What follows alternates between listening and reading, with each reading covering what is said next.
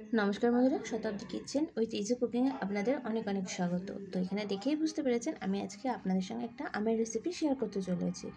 তার জন্য আমার এখানে লাগছে দুটো আমগুলোকে ভালো করে ধুয়ে নিয়েছি। এবার আমগুলোকে আমি কেটে নিচ্ছি।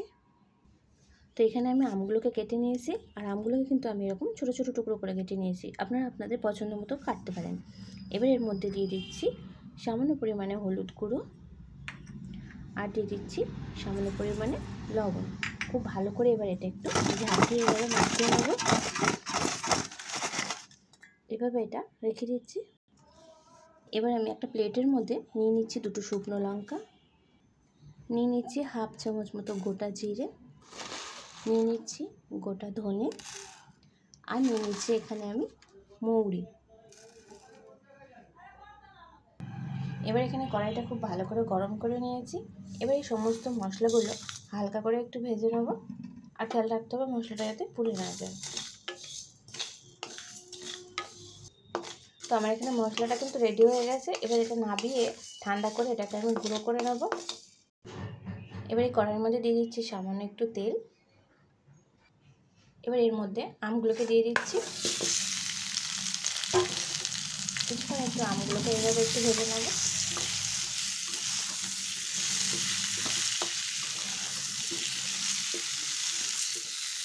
যতক্ষণ আমটা ভাজা হচ্ছে ততক্ষণে কিন্তু মশলাটা কিন্তু ঠান্ডা হয়ে গেছে। এবার আমি এটাকে একটা আমল দিস্তার মধ্যে করে গুঁড়ো করে নেব।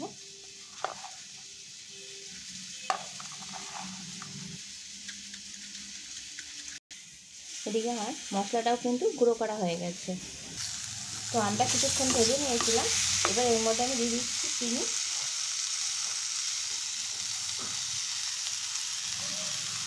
গ্যাসের ফ্লেমটা একদম লো করে এবার এইভাবে একটু নাড়াবো।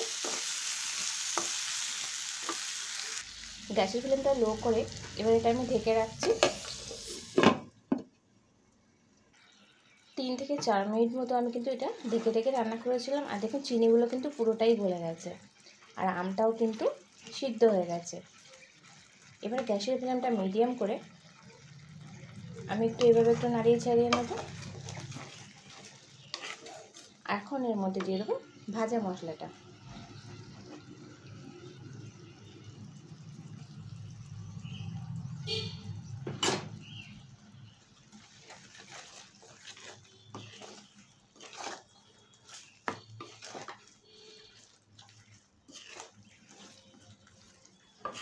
এইভাবে আরও কিছুক্ষণ একটু এটা জাল দিয়ে নেব।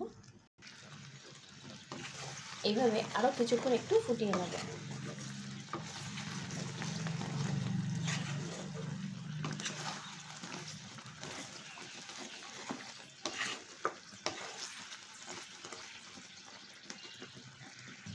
তো আজকে আমার আমের আচার কিন্তু তৈরি হয়ে গেল। আপনারা ওইভাবে ঝটপট তৈরি করুন, আর আমাকে কমেন্ট করে জানান আপনাদের রেসিপিটা কেমন লাগলো। যদি ভালো লাগে থাকে লাইক কমেন্ট আর শেয়ার করে দেবেন। চ্যানেলটা সাবস্ক্রাইব করে রাখার অনুরোধ রইল। আপনারা সবাই ভালো থাকবেন, সুস্থ থাকবেন। আজকের মতো টাটা।